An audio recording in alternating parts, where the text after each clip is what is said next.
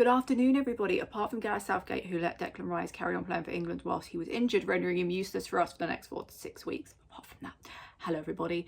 I'm a bit late with this. I'm a day late. I hope you all forgive me. And before I get into it, I want to say I hope you all had a lovely Easter and that you all ate your weight in chocolate. I did. Right, before we start on the match, I've got a question and I want to know in the comments. So I want to know how you all felt when you heard Declan Rice wasn't starting. Now, social media went a bit wild. And in my opinion, overly attacked Mark Noble. Were you worried? Were you concerned that we were going to slide down the table, that we were magically, even though we can't, going to get relegated?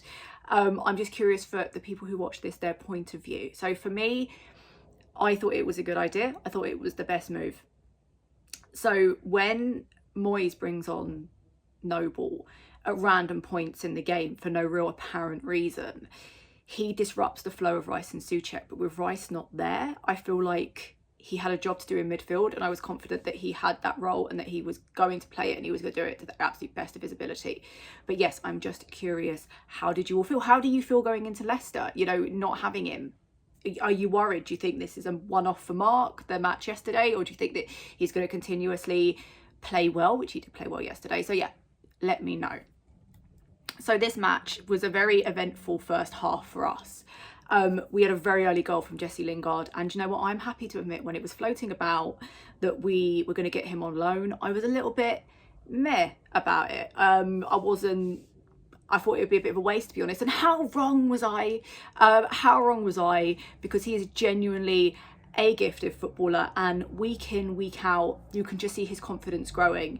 And Moyes has done wonders for that man, absolute wonders. And I'm sure it's because he's playing football every week and that's been the difference. But just a fantastic run. That was that first goal was just outstanding. He is absolutely gifted. I'm going to say something reasonably controversial and spicy because it's what day are we on? It's it's Tuesday, Rebecca. It's Tuesday afternoon, spicy Tuesday. I would be happy for us to blow our entire transfer budget on buying Lingard. Now, because obviously he looks good and now he's back in the England team, I feel like other teams are going to gun for him, which is likely to raise his price. We need him. I think he's had such an impact on our team. So I would love to see us make an absolute beeline to buy. I know there's other positions that we need to buy, but when you watch Lingard play, it's like, just take all my money. Just take all my money. We need him. You know, he assisted Fornals for our second goal, which is an absolute crack of a flip from Fornals. People wanted Benrahma to start. I didn't agree with that. I know Benrahma doesn't get many starts. People in my comments get quite angry about it. I understand. But for this situation, Benrahma I don't think is great defensively, whereas Fornals is much better, and that was just an outstanding goal. And also Masuaku, that link up between, it was Lingard, Masuaku, and then to Fornals, it was just, it was so good. We were playing some fantastic attacking football, just exactly what we've all been asking for. We played like a top 4 team in that first half without a shadow of a doubt. And you know, talking of playing amazingly, shout out to Antonio, who played a genuinely brilliant 30 minutes of football before he got injured and then got taken off because of his hamstring, but they are cheese strings. It's a problem. Everyone was so complimentary of him on social media, everyone, like in those first 30 minutes, and all of a sudden he goes off, he goes down and he's taken off. I feel like he heard us, but it's pretty standard with Antonio. I hope that was very precautionary, because usually Moyes wouldn't actually take him off. He'd kind of play through it. So I'm hoping that that was a precaution and that he's not too badly injured. And then that means for Leicester, he will be able to start again, because he was fantastic. That 2-week break, my God, he came back like a different man. Absolutely brilliant. Just a shame he came off. But I say that, Bowen came on, and then 2 minutes later he scored with another Lingard assist, obviously, because Lingard's a powerhouse. But a really confident goal and a confident solo run from Bowen, which was just fantastic. Obviously being 3-0 up was very exciting in the first half. Absolutely brilliant. Obviously it's standard with us. Adama hadn't got anything to do with a goal this season, so enter West Ham and then enter him assisting. Wolves scored just before the end of the first half. I wasn't worried at that point. I really wasn't worried at that point, because I thought we were playing so well that we just needed to come out and continue that. You know, 3-1, I was absolutely content with that. We were playing brilliantly. We were clinical, we were focused, and just we were bloody brilliant. Wolves were defensively rubbish, to be honest, and we took advantage of that. Now, just backtrack a little bit, Rebecca. Masuaku came back from his injury like he'd never, ever been aware. And as I said, his link up with Lingard and Fornals for the second goal was he was just so good. Very happy to have Masuaku back, even though I'll be missing him from Twitter because he's playing now. But just, he came back and outstanding work, genuinely outstanding football from him. So I mentioned that Wolves defensively were a bit rubbish. And you know what? So were we. I thought defensively throughout the entire game we were pretty poor. Diop and Dawson were both on early yellow cards, which wasn't fantastic because that would impede Dawson's chance to kick someone in the head. You know, it wasn't great. They definitely held back after that.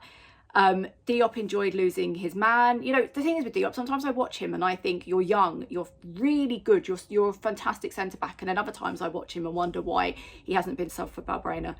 But, you know, Moyes doesn't listen to me, so that didn't happen. I still stood by that, especially in the second half. I would have loved to have seen Diop come off. I think he was a bit of a liability in this game. The second half was the longest second half of my life. We had completely gone off the boil, 100%. We had gone from attacking football to looking knackered. Now, I don't know if that's because Moyes, when we get to 3-0, something clicks in his brain and he goes, hey, let's hold back. Let's, you know, we're 2 up, it was 3-1, but we're ahead, let's hold off. And it's just the worst thing ever. It's the worst feeling ever. Souček got a disallowed goal, and then Silva got a goal for Wolves, which led to the point that I think everyone panicked about, that we were going to bottle it. I was worried we'd bottle it, but it would be another Arsenal situation. I love to see us attack for a full 90 and not hold back. And that's a pattern, like I said, I don't know if Moyes tells the team to slow down in the second, but I wish we wouldn't. Mainly because I think we're capable of playing a full 90, playing attacking football. We actually have the players and the capability and the skills to do it. And also it doesn't do my blood pressure any good, because that second half was a difficult watch. It was hard to watch, especially when it was 3-2, because it was just like, but we were tired. And as I said, it could be Moyes saying that, it could be that because we've not a massive squad, that it's a lot, it puts a lot of pressure on the team. I don't know. But it was stressful and it wasn't a great second half.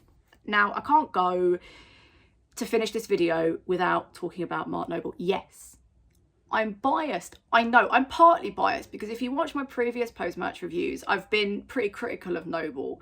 But can we put some respect on that man's name? Right now, please. He played brilliantly. He was given a job and he did it. And he did it to the best of his ability.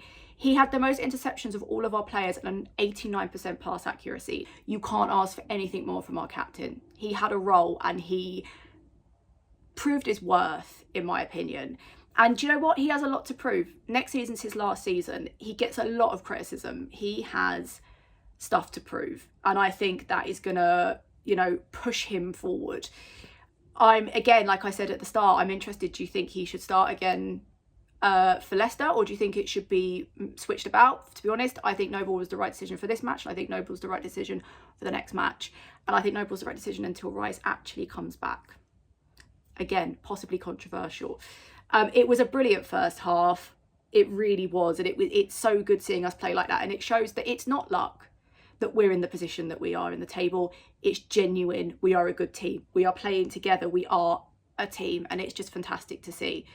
As I said, we've got capabilities, and I want to see us utilise that for the full game. I don't just want to keep saying, oh yeah, we had a fantastic first half, and then when it comes to the second half, it's like, oh, a bit lacklustre. I don't want it.